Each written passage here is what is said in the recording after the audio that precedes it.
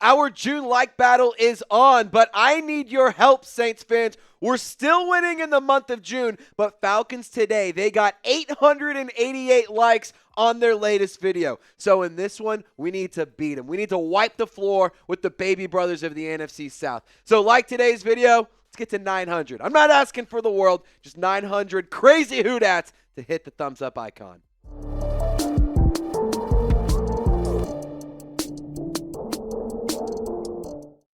We're talking New Orleans Saints minicamp winners and losers from the 2025 mandatory minicamp sessions. My name is Trizzy Trace Girouard. Welcome into Saints Now by Chat Sports. Hope you guys are having a wonderful day. Really quickly, I wanted to get you all informed around the latest around the black and gold.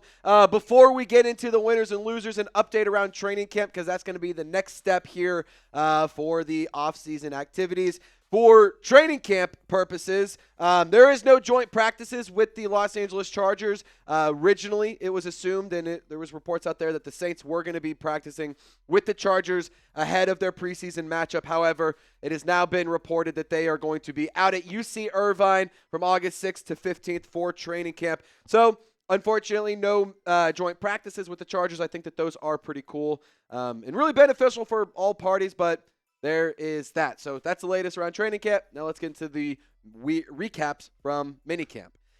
Tyler Shough, we're going to start off with him as the winner of the quarterback battle during minicamp. And not the quarterback battle as a whole, but I'm going to say for minicamp as just that part of the summer, I'm going to say Tyler Shough won this one. OTAs, Spencer Rattler. Tyler Shough, he's the minicamp winner, so what's going to come down to who wins training camp and who wins the preseason. But right now, in terms of training camp, it really seems that Tyler Shough is starting to heat up. I believe that he's starting to put things together. All of the reports coming from local media, Ross Jackson, Nick Underhill, Mike Triplett, John Hendricks, Kat Terrell, all the great beat writers, all the great guys men and women who cover the New Orleans Saints. They've all been very impressed with what they've seen with Tyler Shough this week. It seems like he's getting more comfortable. Things that he struggled with at OTAs, he looked more improved and more polished on. Things that he looked solid on at OTAs, he continued to build on and continued to develop. So for Tyler Shough, I really am eager to see more from him. I'm eager to see how he actually looks against a separate defense because, as we all know, he's only really been going against the Saints defense, and it hasn't really been any true contact. So I'm really eager to see how he is with real pressure in his face. But in terms of the quarterback battle, overall, it really does seem even as a whole. But it is very far from over. In training camp, I do believe we'll start seeing Tyler Shough separating himself from Spencer Rattler. But don't get it twisted. Rattler's had a really impressive summer as well. So for him, we've seen some highlight moments and we've seen some big moments from both players. We've seen some good things from Shough. We've seen some good things from Rattler. We've seen mistakes from Shough. We've seen mistakes from Rattler. We've seen pretty much an even QB battle, which for what it's worth, I think 1A for a winner. Also Saints fans, because if we're having a really tight battle between a guy who hasn't even taken an NFL snap and a guy who's been around in the league for a year, I'd consider that a win because it means we actually have a quarterback battle that is pretty hot, and usually when there's a good battle, in my opinion, hopefully, fingers crossed, we'll see a good result. Kool-Aid McKinstry, let's go to the defensive side of the football for minicamp winner number 2. I'm really eager and really excited about Kool-Aid McKinstry. Number 4, reminder, he changed his jersey number from 14 to 4 because Derek Carr is no longer needing that jersey number. But he's starting to flash on the field, and he's starting to dominate. You're seeing him make more and more plays throughout the summer. OTAs, it wasn't bad by any means, but in minicamp, you really started to see him turn things up. He's had a lot of pass breakups. He's had a handful of big plays that he's made, and he's just flying all over the field. I'm excited about Kool-Aid McKinstry, and I really do think for the cornerback group specifically, I'm excited. And I think that is a really special core. Because although it's young and although there's not a lot of experience in the National Football League outside of really Alontae Taylor and Isaac Yiadom, I think that this is an underrated group. And if Kool-Aid McKinstry can take over as the CB1 and be that Marshawn Lattimore replacement, and Quincy Riley can be that Paulson Adebo replacement, then you are sitting very, very pretty for the foreseeable future, especially considering how cheap these players are, especially considering how young these players are. It's a recipe for success, in my opinion, and I think that he is a really nice player. I think he's an extremely unique talent, and I'm very, very excited to see year 2 for Kool-Aid McKinstry. I think it's going to be a really, really good year. Kellen Moore, we're going to name him the minicamp winner number 3. I understand maybe some of y'all are going to say this is a cop-out answer, but hear me out on this one. Kellen Moore has been extremely, extremely impressive so far as the head honcho in New Orleans. And I'm not even talking about just what we've seen on the practice field. There's a lot more energy, for what it's worth, on the practice field. There's a lot more energy. There's a lot more team building and fun being had on the field. There's more, it just seems like there's just more excitement. It feels like a just new team, which quite frankly is something the Saints have been needing. But also off the practice field and outside of the walls, they've been doing team building activities as well. They went out to do some golf at 504 golf? Yeah, 504 golf. They went out there the other day after training camp or minicamp got canceled because Hunter Decker hit a shot on the basketball hoop in the locker room. Like, they're competing with each other. They're having fun with it. He's getting involved with the community in outreach. They're doing all sorts of fun things like paintball as well. I'm really excited about Kellen Moore. And on top of that, listen to this. They had Justin Reed and Devon Godshaw kicking field goals just for fun. Like, you're seeing different sides and different things in Saints football that we haven't seen in a handful of years, and we haven't seen, honestly, in a really, really long time. So for Kellen Moore, I'm considering him a winner because he's doing everything right. He's clearly pouring into this job. He clearly cares about his role. He clearly wants to do right by this team. It's very obvious that he wants to do everything correct. He wants to win over not just the team, but the fan base as well. The city, the state, the community. He's trying to win all of that over. So for those reasons, on top of all of the things that we've seen him do as a coach up to this point in his career, for those reasons, I have a lot of faith in the future of the New Orleans Saints. And I'm buying a lot of stock into Kellen Moore, and I really am excited because I think that he has done some really, really good things. I think that this has been a very underrated and under-discussed move, the Saints hiring Kellen Moore. He's a big-time winner, in my opinion. And I just got to say, I'm buying a lot of stock. If I'm not financial advice by any means, but you should as well.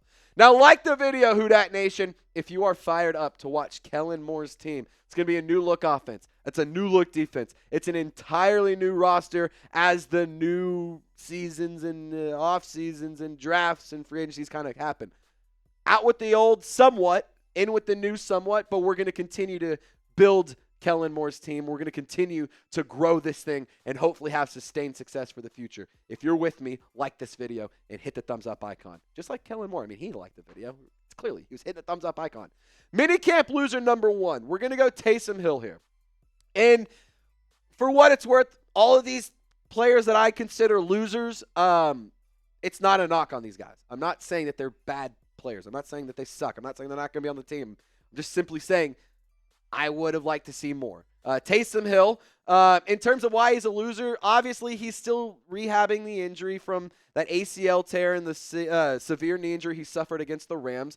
There's no timetable, though, on when he will be able to return. He's a loser because I'd like to see a timetable. I know I'm not going to get one. That's me just being greedy, and that's just me being a fan. But I know that you at home also would like to know when Taysom Hill is going to return. He has said that he's feeling good. So in that regard, that's some good information, and that's a positive update. Taysom Hill also will be heavily utilized whenever he's ready to be back on the field. Kellen Moore has not shied away from saying Taysom Hill is going to have a role on this offense. And I'm excited to see what that will look like with such a creative mind in Kellen Moore. And with the tight end group, that's quite frankly pretty beat up right now. Foster Moreau and Taysom Hill are both players that are dealing with injuries. Dallin Holker did return after suffering a minor injury during OTAs. He was sidelined. He was back at minicamp. Maliki Mataval, I'm really eager to see some from him. Jack Stoll, sneaky honorable mention minicamp winner. He's actually been taking advantage of a lot of the reps he's been getting due to the injuries suffered by Foster Moreau and Taysom Hill. So maybe he carves out a roster spot in Kellen Moore's offense, and he is familiar with the player from their time in Philadelphia shared. So in terms of the tight end room, I want to see Juwan Johnson get a lot of action because I think that he has a big year coming.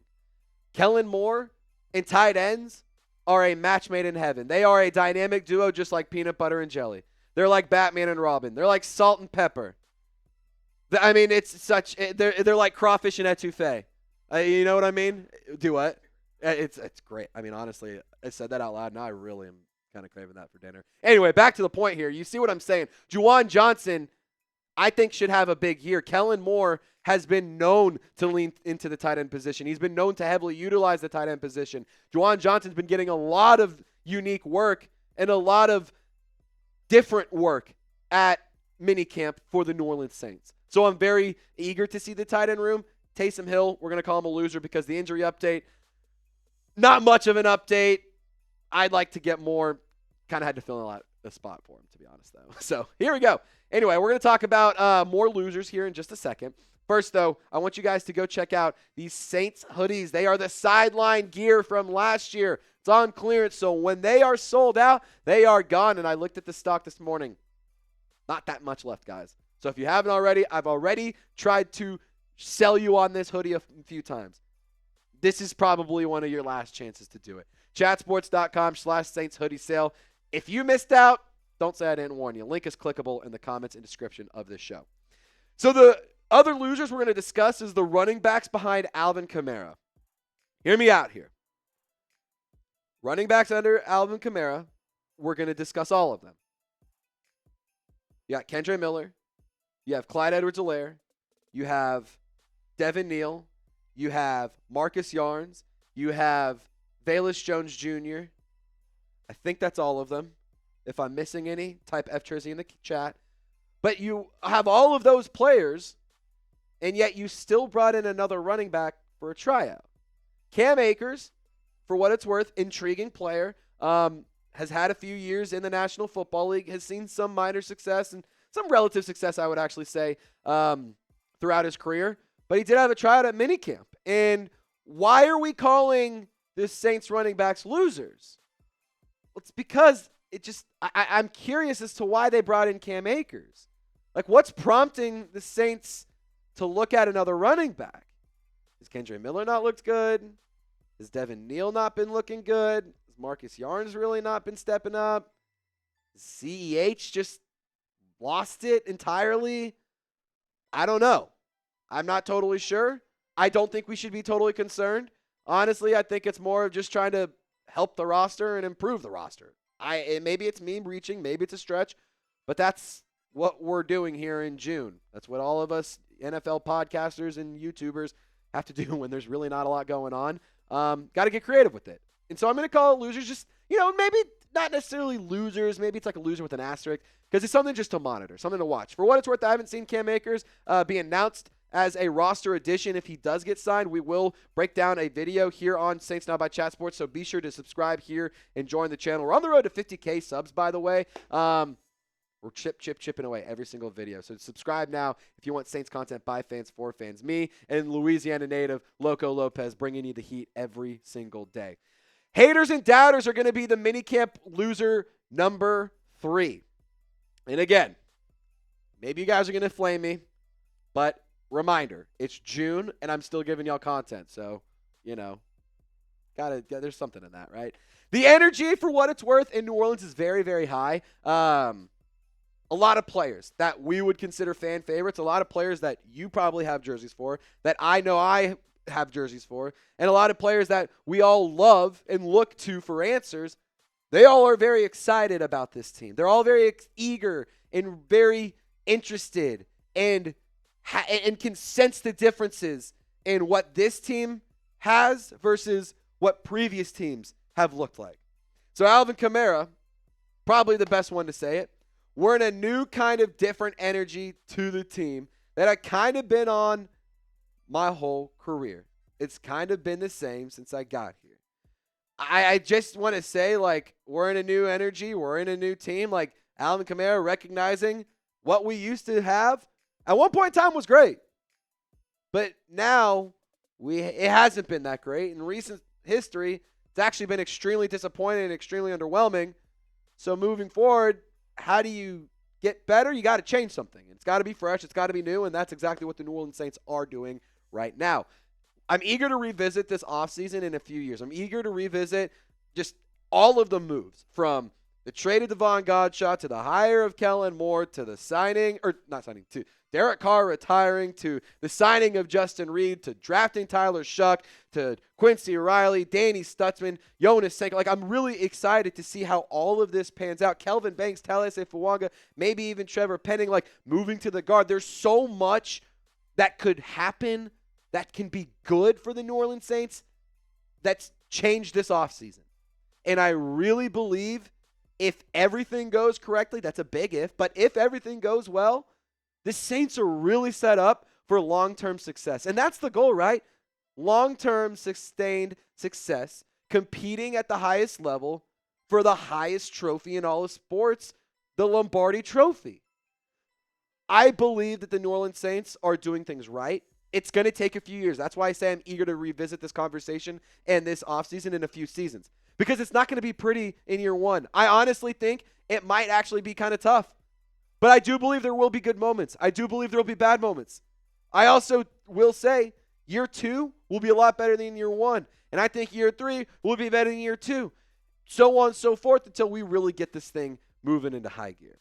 Now, I really do appreciate every single one of you for hanging out with us, rocking and rolling throughout today's video. If you have watched this show from beginning to end, that means you, my friend, are a real one. So get in the comments section, show off your swagger, type real one in the comments, and hey, maybe I'll give you a shout out on the next video if you are the realest. So shout out to you, Saints fans. I appreciate you for hanging out, tuning into our video. My name is Trizzy Trace Girouard. Be sure to subscribe to the channel as we are on the road to 50,000 subscribers. For Loco Lopez, for me, y'all stay golden. Have a wonderful weekend.